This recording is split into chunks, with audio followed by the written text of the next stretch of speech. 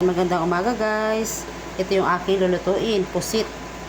Ayan, hindi pa to guys na linisan. Ayan, linisan natin. Ayan, tinatanggalan to guys. Ayan. Tapos, merong parang corona dito sa ibabaw. Itong maitim na to, ayan. Ayan, tanggalin lang natin to. Ayan, lahat.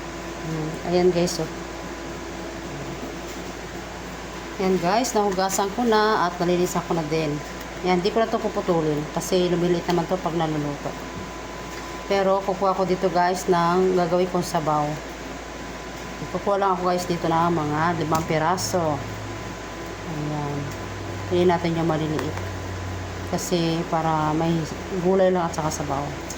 Ayan, okay na to guys. Ito naman guys ay aking aadobohin. Ayan, tara, luto na tayo. Ayan, nalagyan ko na nga pala to guys ng salt and pepper. Bago natin igisa. Igisa na natin guys yung luya. Ayan, nahuwi lang natin to guys hanggang sa maluto. Lagay tayo ng bawang.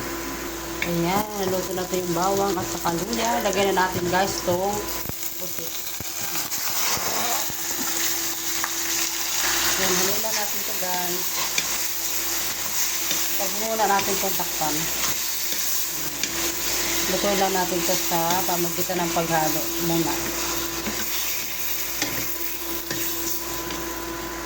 Yan guys, pag ganito na ang itsura ng ating pusit, lagyan na natin ng nor 4 cubes. Ayan, 1/4 lang guys yung nilagay ko kasi lalagyan ko pa ito ng toyo. Yan, para hindi mapaalat, baka mapaalat yung ating pusit. Yan, lagyan na rin natin guys ng konting suka. Konting toyo lang din. Yan. Huwag natin guys haluin. Hintayin natin kumulo. And guys, kumulo na. Pwede natin itong haluin at saka takpan. Tapos, hinaan natin yung apoy. Para hindi siya, maluto kaagad. Kailangan yung luto na dahan-dahan lang. Kasi, pangit yung karne ng pusit. May tigas. Yan. Takpan natin to. Lagyan din muna natin guys to ng tanglad para mabango. Ayan, haluin lang muna natin to. Ayan, ang bango guys. Ayan, dito naman guys ay nagpakulo na ako ng pork stock. Ito yung pinaglagaan ng baboy kahapon. Ayan, tanggalan ko lang to ng tapos ilagay ko lang to sa rep. Tapos ilagay na rin natin guys itong pusit na hiniwa ko. Ayan, yung kinuha kong 5 pusit guys. Kasama na to yung luya. Para matanggal yung lansa. Nakita na natin ito guys kumulo at palambutin natin itong pusit. Ayan, okay na guys itong pusit. Ayan, tingnan natin. Ayan, guys, nalagyan natin ito ng hipon. Ayan, hipon. Konting hipon lang din guys. Sabay ko na rin guys itong squid balls. Lagyan na rin natin ang soup base. Itong soup base for seafood hot pot. Ayan, masarap to. Ayan, malasa-malasa. Hindi natin kailangan maglagay ng seasoning kasi ito na yung seasoning niya.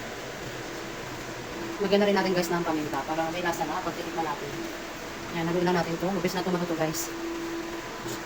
Ayan, tanggalin muna natin guys itong mga hipon at saka yung pusit para hindi overcook. Ayan, kasi maglalagay ako ng gulay. Ayan.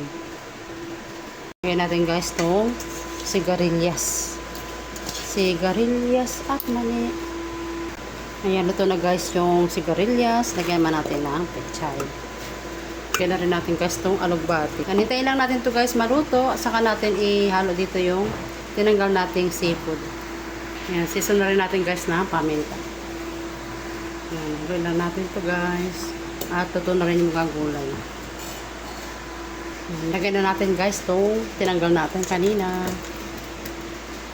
Ayan, haluin lang natin. Ayan, ito na guys yung seafood na sabaw. Seafood soup. Ayan, ito lang ay pusit, hipon, at saka squid balls. Tapos, mga gulay. Ang sarap guys. Saka, luto na rin guys itong pusit. Ayan. Oh.